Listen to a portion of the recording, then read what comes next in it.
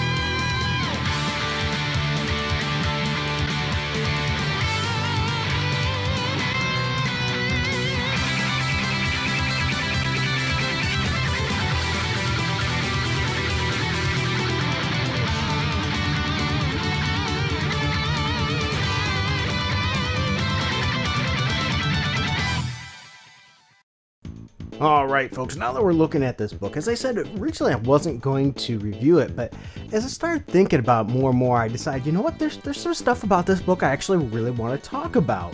You know, I've been pretty critical of Marvel lately. Not that they don't deserve it, let's be honest, they deserve it really, really well, but this is a book I thought needed a little bit of attention. Now, I've liked the Immortal Hulk for most of its run. I'm going to say the last several months, though, I think it's dipped in quality ever since the writer Al Ewing decided to use it more of a propaganda piece. I think that's where it started to fall apart. Before that, when it first started out, it was a really good horror kind of story. And it's waned a bit since then. Hasn't been always terrible. There was a couple moments that are terrible. The art has been, you know, it's a flavor that's different. I tend to like the art for most part, but I don't love it. Like it, but don't love it. And I ran into the same thing here with Jon Davis-Hunt, the artist.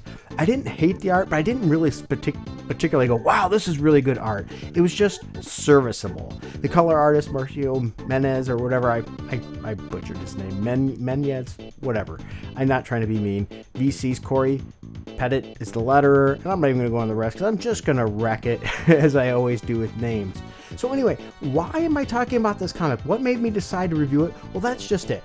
It's a one-shot, first of all, and at first I was just going to pass it by. But then as I read it and started really sinking in, this really ties into the current Immortal Hulk mythos, which makes sense of why this book was the Immortal She-Hulk. But it's going even deeper. It's going to deep dive into the character of the She-Hulk. Now, I'm going to talk about, is this the right book for you to read in a moment here. As I said, the artwork is okay, but the story is really quite good. What the story does here in this is it's really a good introduction to the She-Hulk character. So if you are not a current fan of the She-Hulk necessarily, or you're just starting to dive into the She-Hulk and you don't know much about her, this is actually a pretty darn good book for you. It's not going to go a too deep cut of a story, if you will, but what it's going to do is it's going to give you enough pieces to understand a bit of the history of the She-Hulk, about how she became the She-Hulk, if you will, as well as to some of the things that have traumatized her over the years now with her deaths.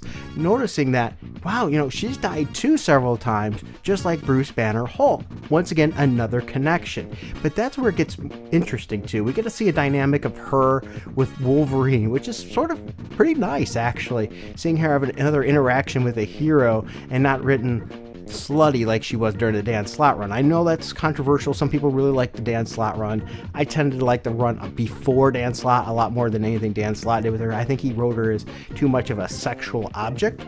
And not that I have anything against She-Hulk looking good. Don't get me wrong. I'm not a big fan of this particular version of art style for her. I thought she looked very good in the Byrne days and how they did it. She still seemed very powerful. But just, I think Slott took it too far with sexualization, which is pretty normal for writers of his ilk. What I mean is you tend to see a lot of single Marvel writers that tend to write, how do I put it? They tend to write interactions between couples in a very very childish way, and I think that's how that was written. And you don't really get that here. What we're getting here is taking back of the character of Jennifer, how she came to the Hulk, some key instances in her Hulk life, and that definitely seems like this is seeding into the Immortal Hulk. So maybe we're going to see some Jennifer in the Immortal Hulk. We're going to see that. How are they coming back from the death? There's more to it in this. They don't give us everything there, but they do give us glimmers of how she's coming back and how now that might be a problem. And I don't want to give it all away, but she's going to meet some characters there that's in the dead world or whatever you want to call it, and you're definitely getting some more story behind that of why the Immortal Hulk is coming back, why she is able to come back, and how that might be changing in the future, giving us a really interesting story arc. So here's my thoughts overall. If you are interested in She-Hulk, this is probably a good book for you to pick up. If you don't know a lot about She-Hulk and you're thinking about, hey, maybe with the She-Hulk television series I should learn a little bit more and check it out, this is going to be a good one for that too. This is good for pretty much all types of readers. I know the She-Hulk very well, and I found it pretty good. The probably biggest check mark against the book, in my opinion, was the art was a little sloppy.